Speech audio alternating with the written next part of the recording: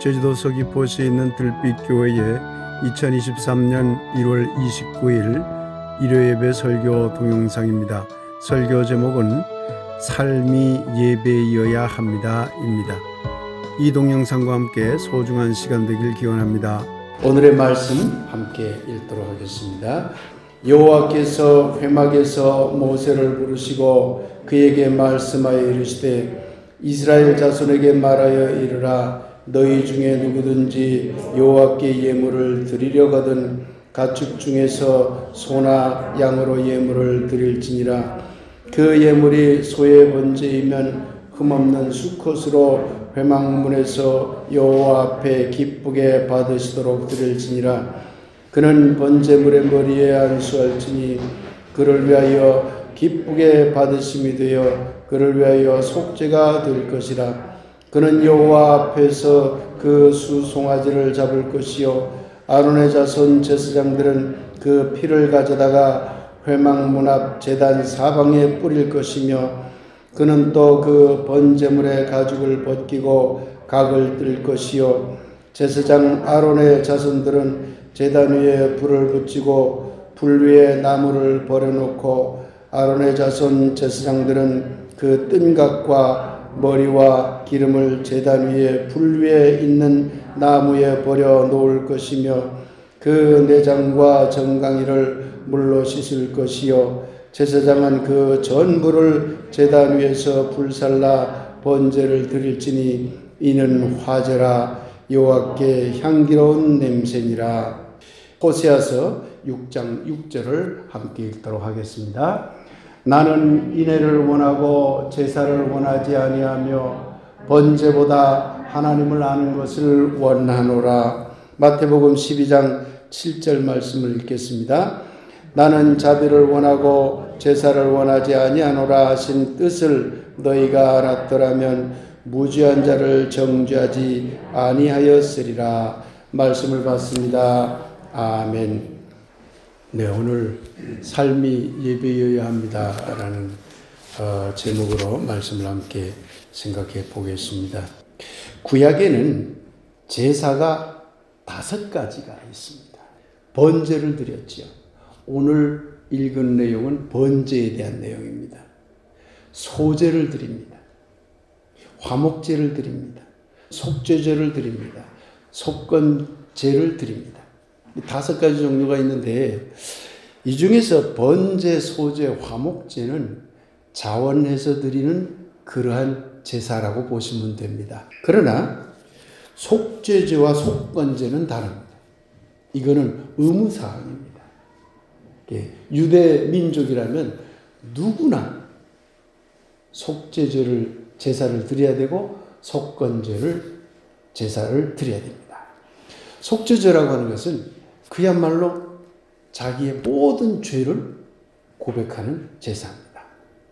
그러니 이것은 모두 드려야 되기 때문에 가난한 사람도 다 드려야 돼요.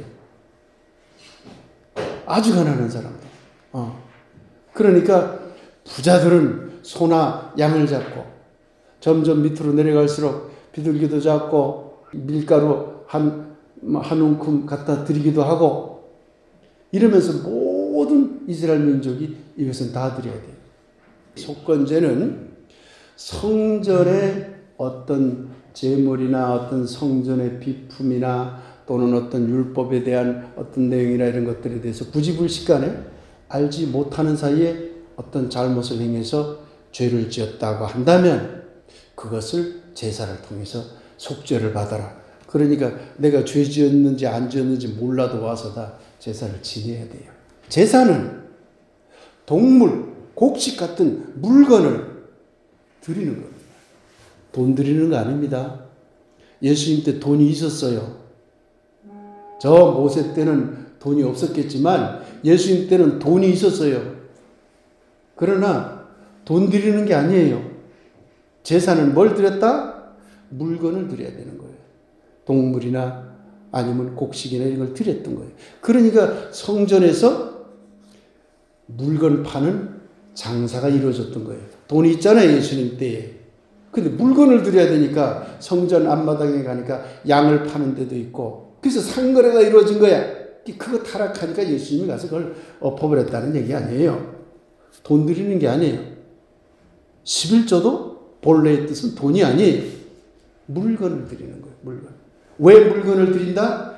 제사 드리는 거기 때문에. 그걸 잡아서 불태워서 제사를 드린다는 개념이기 때문에 물건을 드렸던 것입니다. 결국 이 제사는 제사장 그룹의 생존 또는 성전 운영을 위한 비용을 대기 위한 그런 하나의 메커니즘이 됐다고 하는 것을 알 수가 있는 것입니다. 오늘 우리는 호세아 6장 6절을 읽었습니다. 호세아가 활동했던 시대는 예수님이 활동하기 전 한 700년, 750년 전쯤의 사람입니다. 그때는 아직 이스라엘이 북쪽과 남쪽이 나눠져 있었어요. 북쪽이 망하기 전이에요. 북쪽이 먼저 망하거든요. 그 다음에 남쪽이 나중에 망해요. 근데 북쪽이 아직 망하기 전이에요. 왕들이요, 정치를 잘했어요. 정치를 잘해서 나라를 잘 운영을 했어. 그러니까 돈이 막 들어와서 경제가 부흥된 때예요. 경제가 부흥이 되면 돈이 많아지면 반드시 썩어요. 반드시 썩게 돼 있어요. 그러니까 도덕적으로 타락하고 종교적으로 타락합니다. 이때 호세아가 나타나서 그 종교 권력, 정치 권력 가진 자들의 타락을 비판한 내용이 호세아서죠. 그러면서 한 얘기가 뭡니까? 하나님은 제사를 원하는 게 아니라 하나님은 인애를 원한다. 인애는 사랑을 말합니다. 사랑, 어진 사랑, 그게 인애예요. 하나님은 제사를 원하는 게 아니라 사랑을 원하는 것이고, 그리고 번제를 원하는 게 아니라, 번제 이제는 알겠죠? 제사를 말하는 거예요. 제사를 원하는 게 아니라 하나님을 아는 일을 원한다. 오늘날 21세기적 관점에서 봐서도 매우 유용하게 활용할 수 있는 성서 구절입니다. 물론 호세아가 말한 뜻은 기원전 8세기의 상황에 따른 말이지만 오늘날 이야기로 적용해서 해석해도 좋은 말이 될 수 있다. 그런 뜻입니다. 하나님이 원한 것은 인애요, 하나님을 아는 것이다. 여러분, 사랑은, 인애, 사랑은 선언적 언어입니까? 실천적 언어입니까? 실천적 언어죠. 이것은 빨간 펜입니다. 이건 선언적 언어입니다. 그것은 그것이다라는 말이에요. 그러나 사랑합시다, 사랑합니다. 그것은 선언했다고 사랑이 이루어지질 않아요. 난 당신을 사랑합니다. 물론 말로서도 따뜻한 사랑을 전할 수는 있겠지만, 그러나 그 말 자체가 사랑이 되진 않아요. 진정성 있는 마음의 실천 또는 진정성 있는 행동으로 나타나야만 사랑은 이루어집니다. 사랑은 선언적 언어가 아니라 실천적 언어입니다. 그러면 하나님을 아는 것은 뭘까요? 하나님을 아는 것. 지식적 언어일까요? 실천적 언어일까요? 하나님을 아는 것. 그렇습니다. 실천적 언어입니다. 히브리어에서 안다라는 말은 야다라고 합니다. 야다. 저기 빨갛게 쓰여 있는 글씨가 히브리어입니다. 야다가 오른쪽에서부터 왼쪽으로 있는 거예요. 그래야 야다가 됩니다. 그런데 이 야다라는 말은 지식으로 안다는 말이 아니에요. 이 말은. 이것은 실천적이고 경험적으로 안다는 말이에요. 야다라는 말은. 야다라는 말의 뜻이 다양하게 사용이 됩니다만 이것을 두 가지로 딱 정리해서 이렇게 크게 이걸 정리하면, 첫째는 삶과 여러분이 살아가는 삶으로, 경험과 체험으로 깊이 그것을 안다, 그런 말입니다. 이것이 야다입니다. 야다. 히브리 말. 그때 야다라는 말을 쓴다는 거예요. 하나님을 야다하는 것이 중요하니라 번제보다 하나님을 야다하는 것이 중요하다고 호세아가 말한 거예요. 그건 뭘까요? 하나님이 그런 분일걸 하고 머리로 알라는 말이 아니에요. 삶의 실천으로 하나님에 대한 직접적인 어떤 체험으로 삶 속에서 알아야 된다. 그걸 지금 호세아가 말하고 있는 겁니다. 그런데 안다라는 말은 또 한 가지 중요한 의미가 있어요. 대상과 내가 알아야 될 어떤 대상이 있잖아요. 그 대상과 내가 깊은 관계를 맺는다는 뜻입니다. 그러니 아브라함이 하나님과 언약, 계약을 맺었어요. 계약을 맺었다 할 때도 야다라고 합니다. 나는 하나님을 알았습니다. 만났습니다. 그 말은 야다입니다. 야다. 하나님과 언약의 계약을 맺었다. 깊은 관계를 맺었다. 그런 얘기예요. 유대 사람들은 그렇게 생각했다는 거예요. 야다라는 말을. 호세아는 제사라는 것보다 인애, 사랑을 실천하라고 그렇게 강조한 겁니다. 또 하나님을 만났다 해서 제사 그냥 드리고 한번 간단히 성전에 가서 나 하나님 만났어. 그게 아니라 하나님을 온 삶의 체험으로 깊이 만나라. 관계를 맺으라. 이것을 호세아는 요청하고 있는 겁니다. 오늘 마태복음 12장 7절 이야기를 함께 읽었습니다. 호세아가 그런 말을 한 다음에 한 7, 800년 뒤에 예수님이 태어나서 예수님이 공생에 활동할 적에 바로 이 호세아 6장 6절을 인용한 거지요. 하나님은 자비를 원하시지 제사를 원하는 분이 아니다. 이 말을 너희가 알았더라면 무죄한 자를 정죄하지 않았으리라. 무죄한 자가 누굴까요? 여기서 말하는 무죄한 자가 제사 못 드린 사람. 그 가난하고 그 힘든 사람이 무죄한데 너희들이 정죄했잖냐. 제사 못 드린다고 다 죄인이라고 정죄했잖냐 너희들이. 근데 하나님이 제사를 원한 게 아니라 자비, 인애나 자비나 비슷한 말이잖아요. 자비, 사랑을 원하는 분이라는 걸 알았더라면 어떻게 그런 사람들을 너희가 죄인이라고 할 수 있겠느냐.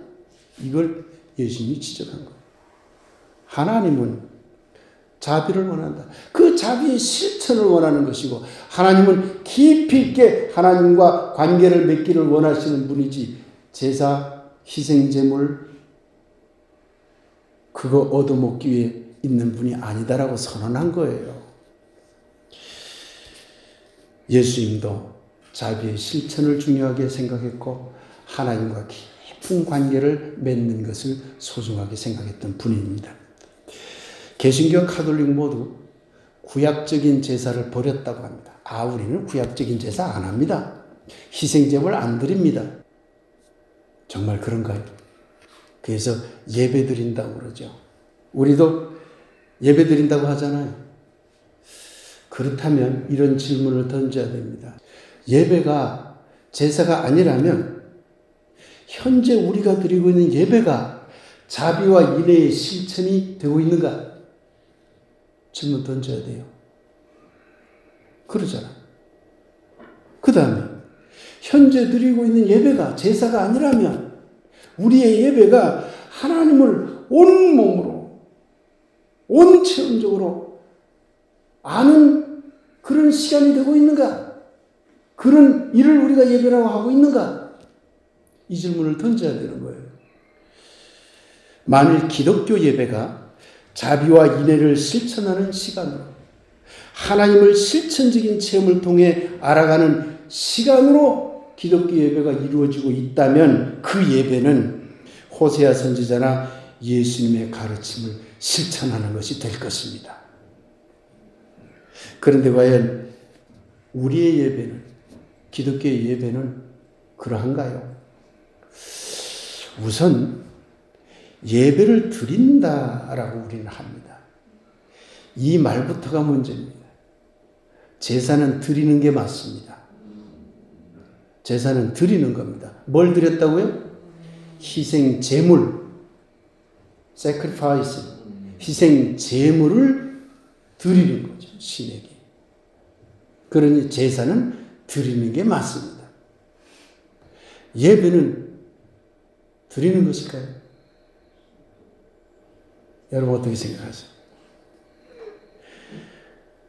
예배는 드리는 예식이 아닙니다. 예배는 자비와 인애의 실천, 하나님을 알아가는 실천 행위여야 하는 것이에요. 드리는 행위가 아니라 무엇인가를 드립니다. 무엇을 받으소서, 찬양을 받으소서. 나는 찬양을 받으소서 하는 노래들을 보면은 조금 약간 짜증날 때가 있어요. 찬양을 해야 하는 것이지 찬양을 드리는 건 아니에요. 찬양을 해야 되는 거죠. 찬양이라는 게 뭐예요? 아, 놀랍습니다 하고 감탄 안 하는 말이에요. 감탄. 아, 놀랍습니다. 감탄합니다. 이 말이지. 아니, 우리 노래를 받으시옵소서가 아니라니까. 그런데 아무 생각 없이 우리는 다 받으시옵소서. 기도도 다 받으시옵소서. 다 그러잖아요. 저부터도 그래요. 저부터도. 이게 언어의 관습이라고 하는 게 무서운 거예요. 언젠가 여러분에게 말씀드렸죠? 베르그송이 말하기를, 철학자 베르그송이 말하기를 자유의 반대말은 부자유가 아니라 억압이 아니라 관습이라고 그랬어요. 관습. 그 말의 뜻을 나는 잘 이해돼요. 우리의 관습이요. 우리의 자유를 자꾸 묶어요. 머리는 기도합니다 해야 될 것을 말은 기도드립니다 이렇게 나와. 예배합니다 해야 되는 것을 예배드립니다 자꾸 나와. 이 관습이 무서운 거예요. 저도 그래져요. 그러나 알고는 있읍시다. 예배는 드리는 게 아니에요. 그건 구약적인 생각이야. 예배는 하는 실천 행위, doing하는 행위야 돼. doing하는 행위. 지금의 기독교는 비록 동물이나 곡식을 불태우는 제사를 하지는 않습니다. 그러나 제사와 그리 달라 보이질 않습니다. 왜냐? 제사는 희생제물을 드려서 속죄받는 행위예요. 유대인들의 제사란 희생제물을 드립니다. 그리고는 뭘 받아요? 내 죄를 용서받았다는 것을 받는 거죠. 이게 제사예요. 그러면은 희생제물, 동물이나 곡식 같은 것을 우리가 드리지 않을 뿐, 교회에 와서 많은 기독교 신자들이 신의 이름을 빙자하여 여전히 목사나 교회에 돈을 갖다 바치고 시간을 갖다 바치고 권력을 바치고 하는, 따지고 보면 제사 형태의 예배를 지금 다 거의 하고 있는 겁니다. 우리 교회도 철저히 반성해야 될 부분인 거죠. 그러면 예배를 어떻게 해야 될 것인가? 더 깊이 우리가 고민해 나가야 되겠지. 예배라는 말의 뜻이 뭘까요, 여러분?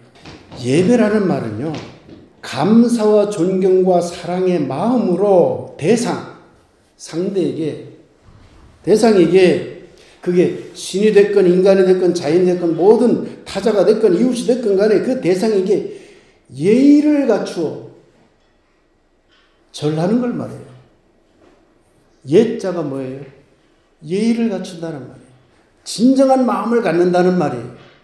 배는 뭐예요? 절한다는 말이에요. 내가 여러분에게 진심으로 인사하면 그게 예배예요. 따지고 보면. 말뜻이 그렇다는 얘기예요. 예배라는 말뜻이 그래요. 이것을 하나님께 적용해 보면 하나님께 진정한 마음을 가지고 하나님께 안녕하세요 하고 인사하는 거다, 그런 말이에요. 잘난다는 것이 형식적으로 꼭 고개를 숙여야 할지, 미국인들처럼 헬로 해야 될지, 저 이슬람 사람처럼 무릎 꿇어서 절해야 될지, 그 방법은 여러 가지가 있겠지만, 그러나 진정한 마음으로 평안하십니까? 잘 계시죠? 그게 예배예요, 본래. 그게 말뜻이 그런 거예요. 예배라는 말. 그러니 예배라고 하는 것은 진정한 마음으로 대상에 대해서 예의를 갖추어 인사하는 삶을 살아가는 거예요. 실천하는 거예요, 그걸. 그렇다고 해서 물론 인사만 하면 다 예배가 되는 건 아니겠지요.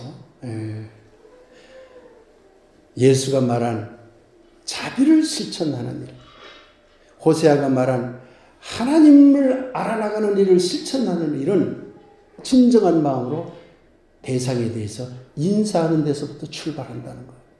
신약 성서에서 예배라는 말은 헬라 신약 성서는 그리스 말로 쓰였다고 그랬죠. 그러니까 그 그리스어로 라트레이아라고 합니다. 이 라트레이아라는 말을 영어로 뭐라고 번역하냐면 영어로 예배가 뭐죠? 예배는 서비스입니다. 서비스가 예배예요. 안 믿나 봐. 조영배 목사의 실력을 믿으세요. 조영배 목사의 실력을 믿으세요. 예배가 뭐라고요? 서비스. 그 예배예요, 예배. 서비스가 예배라고. 서비스가 뭐요? 서비스가 뭐냐고? 봉사하고, 돌보고, 서비스를 베푸는 거잖아, 내가. 그게 예배야. 다시 말하면 예배는 실천적 행위라고 하는 것이 이런 용어 속에서 잔뜩 들어가 있어요. 말로만 하나님 찬양합니다. 찬양해서 뭘 하게? 서비스는 하나도 안 하면서. 예배가 뭐라고? 서비스. 남을 돌봐주고, 봉사하고, 수고하고, 다른 사람에게 편의를 제공하고, 이게 전부 다 이게 예배하는 행위입니다. 예배는 결코 선언적 행위가 아니라 무엇인가를 드리는 행위가 아니라 서비스를 실천하는 행위라는 걸 잊지 마시기 바랍니다. 예배라는 말이든 우리나라 말이든 영어의 서비스라는 말이든 모두 실천적인 삶을 가리키고 있는 것입니다. 그렇다면 참 예배의 요건은 무엇일까요? 참으로 진정한 마음으로 인사를 드리는 행위, 그게 예배라고 했죠. 진정한 마음으로 인사를 드리는 행위, 그 참 예배의 요건은 뭘까요? 첫째, 항상 자기를 개방하고 대상을 기억해야 돼요. 그래야 인사를 할 수 있어. 그게 첫 단계예요. 두 번째는 그 대상을 인정하고 존중해야 됩니다. 그래야 진정한 마음의 인사가 일어날 수 있어요. 진정한 마음의 예배가 일어날 수가 있어요. 그리고 마지막 단계. 그리고 정말 가능하다면 그 대상에 대하여 순간 아름다움을 찾으려고 해야 됩니다. 이게 어려워요. 이 단계가 바로 신학적으로 말하면 하나님을 아는 단계예요. 진정으로 체험적으로. 제가 영성에 대한 이야기를 여러분에게 가끔 하지만 영성 수련을 하는 궁극적인 목적이 뭐냐면 하나님의 순간 아름다움을 어떻게 내가 체험할 것인가. 이 얘기는 대상에 대해서 끝없이 높은 가치를 어떻게 부여할 것인가. 이 얘기가 같은 말이에요. 그렇게 되면 대상에 대해서 감동이 일어나요. 감동이 일어나요. 체험적인 감동이 일어나는 거죠. 하나님을 그렇게 우리가 체험할 수 있다면 얼마나 좋을까 하는 말입니다. 사랑하는 여러분, 예배는 대상에 대하여 예의를 갖추어 인사하는 데서부터 출발합니다. 그렇게 인사한다는 것은 대상을 존중하고 대상에 대해 높은 가치를 부여하고 마침내 그 대상을 감격과 감동으로 바라보는 그러한 토대가 될 것입니다. 인사가 그렇다는 얘기입니다. 하나님에 대해 실천적으로 안다는 것은 바로 이 마지막 단계까지 이르렀다는 그런 뜻이 될 것입니다. 사랑하는 들빛교회 교우 여러분, 앞으로 우리 교회가 인애와 자비의 실천 공간으로 자리 잡게 되길 소망합니다. 나아가 우리 교회가 하나님을 아는 실천적 공간으로 자리 잡게 되길 또한 간절히 소망합니다. 사랑하는 여러분, 여러분의 삶 자체가 진정한 인사, 곧 실천적 예배로 가득 차게 되길 기원합니다. 그리하여 마침내 호세아 선지자가 외쳤던 제사보다 인애와 하나님을 아는 일이 여러분의 삶 안에서 이루어지기를 제사보다 자비를 외쳤던 예수님의 간절한 마음을 의지하여 여러분 모두를 축복하며 기원합니다. 이제 예배합시다라는 주제로 잠시 말씀 묵상을 드리겠습니다.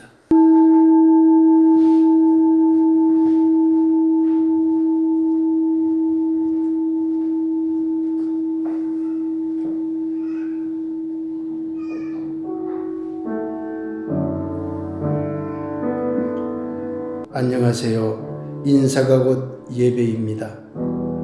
지금까지 우리는 예의를 갖추어 인사하는 것이 예배임을 깊이 헤아리지 못했습니다. 이제 다시 만나서 나누는 아름다운 인사가 예배임을 생각해 봅니다. 하늘이시여, 우리가 만나는 모든 대상에게 우리 자신을 활짝 개방하게 하소서. 그 모든 대상을 존중하게 하시고 높은 가치를 부여하게 하소서. 하늘이시여, 마침내 우리로 당신의 숭고한 아름다움에 이르게 하소서. 그것이 당신을 온몸으로 아는 것임을 믿나이다. 우리 모두의 삶이 바로 예배가 되게 하소서. 아멘.